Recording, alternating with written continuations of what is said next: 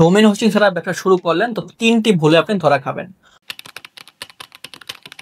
প্রথম বিষয় হলো, যদি আপনার পেজ হ্যাক হয়ে যায় তখন আপনি কি করবেন? যদি আপনার পেজ হ্যাক হয়ে যায় তখন আপনার ব্যবসা কিন্তু বন্ধ হয়ে যাবে। কেন বন্ধ হয়ে যাবে? কারণ সবকিছু কিন্তু ফেসবুক পেজের ভিতরে। পেজে আপনার অডিয়েন্স রয়েছে, পেজে আপনার কাস্টমার রয়েছে, পেজই আপনার সবকিছু।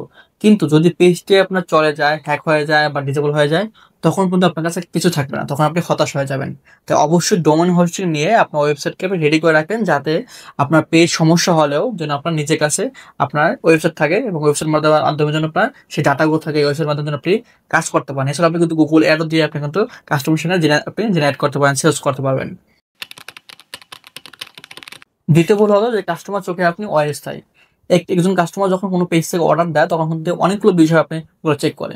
সেই পেজে আপনার সেই পেজে ওয়েবসাইট আছে কিনা, সেই পেজে লাইক লাইক ফলোয়ার আছে কিনা, সেই পেজে ভিডিওগুলো আপলোড দেয় কিনা, সেই পেজে কোনো ক্যারেক্টার আছে কিনা, সেই পেজে পোস্ট এগুলো বিষয়গুলো কিরকম, এই অনেক কিছু বিষয় তারা কিন্তু দেখে।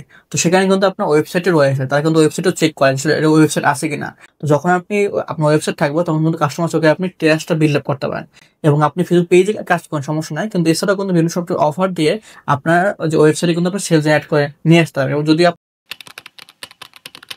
এবং তৃতীয় ভুল হলো যে ব্যবসার নিয়ন্ত্রণ আপনার হাতে নেই। আপনি কিন্তু সম্পূর্ণ ফেসবুক হাতে আপনার ব্যবসাটা নিয়ন্ত্রণ করতে। যদি ফেসবুক আজকে আবার নাই হয়ে থাকে তাহলে কিন্তু আপনি নাই হয়ে যাবেন।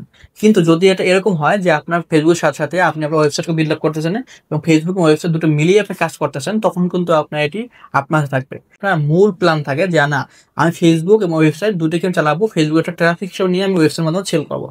তখন কিন্তু আপনি ফেসবুকের উপর নির্ভর থাকতেছেন না, আপনি কিন্তু আপনার ওয়েবসাইটে আপনি চলে আসতেছেন। তো ৩টি বিষয় অবশ্যই আপনি মাথায় রাখবেন। ৩টি বিষয় না, ৩টি ভুল হয়ে থাকে।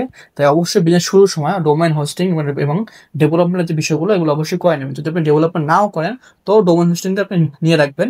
নিয়ে আপনি একটা পেজ আপনি লাগলে আপনি তৈরি করে রাখেন।